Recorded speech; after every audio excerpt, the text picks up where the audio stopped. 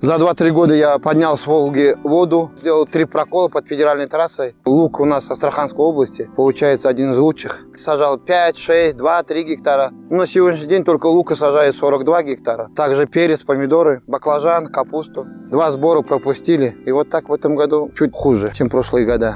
Со сбытом в этом году было трудновато, конечно. Ход не шел, на рынках было очень трудно. Когда 45-40 килограмм живой вес, когда дает ягненок, тогда мы его сдаем. Очень много падалицы бывает, колосков, и как бы загоняем овец. Они нам как бы помогают.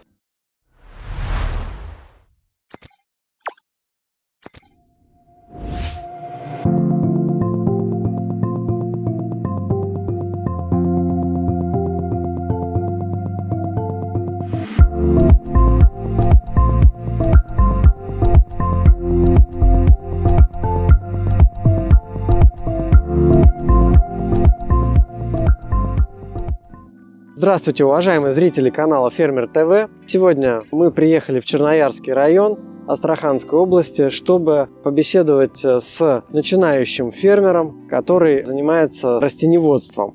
Здравствуйте, глава КФХ Магомедов Магомед Абдурашидович. Занимаюсь год-два растениеводством и в основном луком. Мы также занимаемся животноводством, овцеводством. Рядом были земли, у нас протекает река Волга рядом. Смотрел, соседи, фермеры все сажали, развивались. И я тоже лук стал сажать. Как бы на сегодняшний день мне стало самому интересно. Сажаю разные сорта.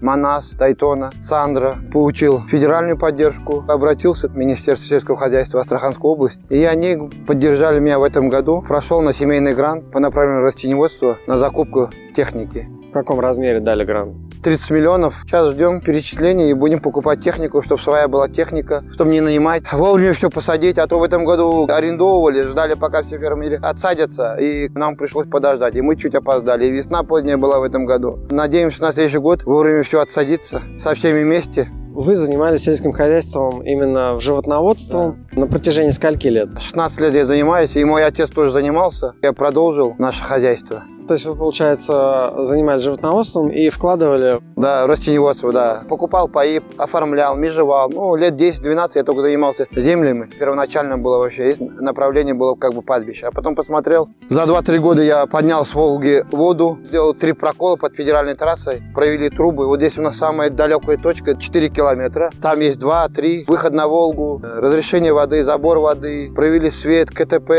И государство нас поддержало. 60% нам возмещает по программе «Мелиорация». А орошение на какой площади построили? Уложили на 107 гектар трубу, кинули прокол, провели сюда. И у нас ушло на 107 гектар, ушло около 15 миллионов.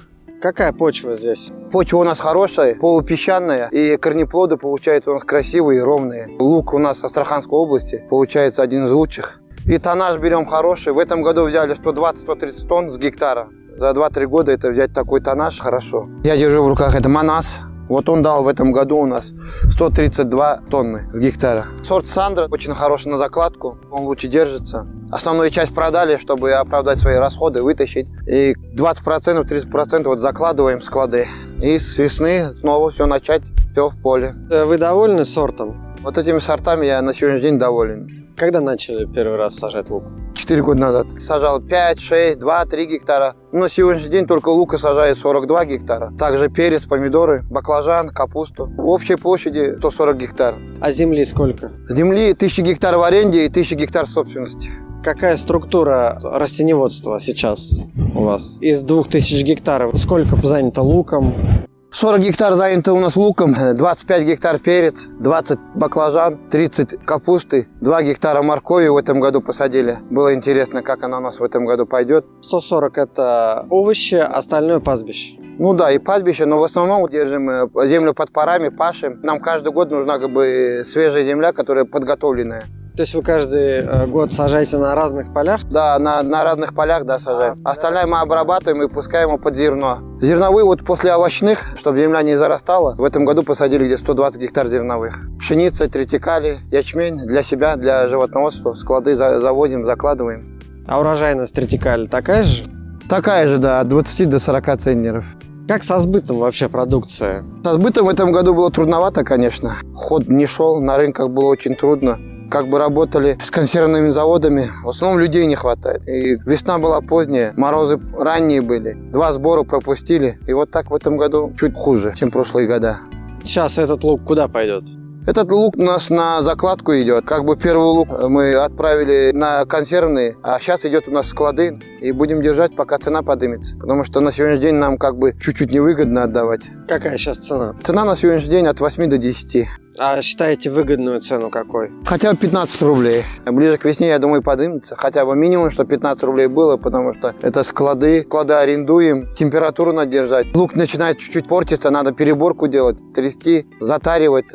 Ну, работа ведется тоже в складах. И расход идет свой. Примерно себестоимость не считали? Сколько вот в килограмм, да? Считали, хотя бы если 100 тонн, если взять с гектара, это выходит 6 рублей расход. Ну, а у вас получается больше, да? У нас получается больше, 110-120 тонн, и на сегодняшний день 8 рублей, свои еще расходы. Химии много вносите? Ну, я имею в виду удобрения, подкормки. Да, все заносится по ГОСТу, по технологии. У нас свои агрономы.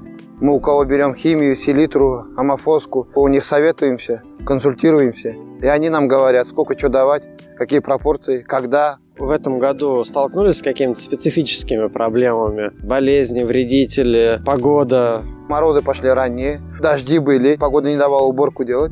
Сколько человек работает в хозяйстве? Официально работает 3 человека. А так сезонные мигранты у нас приезжают, местные работают.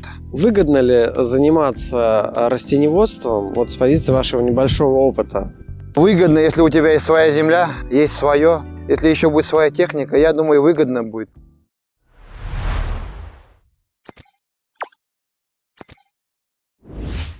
Мы находимся на поле. После овощных мы сажаем зерновые. Мы взяли в этом году около 35 центнеров с гектара. Здесь получается водозаряд, как бы амофоска, селитра что-то остается, заряд хорошей земле. И качественная пшеница была в этом году. И даже у нас готовы были брать на продоволку. И после уборки зерна я загоняю своих баранов. И вот она, падалица выросла у нас, зеленка. Сколько у вас овец?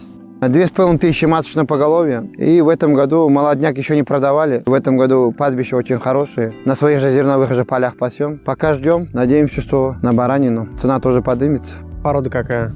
Порода у нас идельбайская, курдючная и мясо сальное. Куда сбываете? В районе у нас свои есть бойни. И на свои бойни сдаем. И они у нас за бой везут в Москву. Просто они забирают вас живым весом и сами занимаются сбытом. Да, сами занимаются. Сколько у вас на бойне берут? На сегодняшний день 350-380 рублей за килограмм это мясо. А живое у нас берут 170-180 рублей. Зависит от упитанности. Приезжает покупатель, смотрит. А при каком весе вы сдаете? Когда 45-40 килограмм живой вес, когда дает ягненок, тогда мы его сдаем. Как бы нам выгодно так. Насколько рентабельно производство баранины? Сейчас вот говорят, там с мясом проблем со сбытом нет, то есть наоборот не хватает. Да, не хватает. Со сбытом проблем нету, и мяса у нас в России как бы не хватает. А у вас пастбищ сколько? Пастбищ 2000 гектар.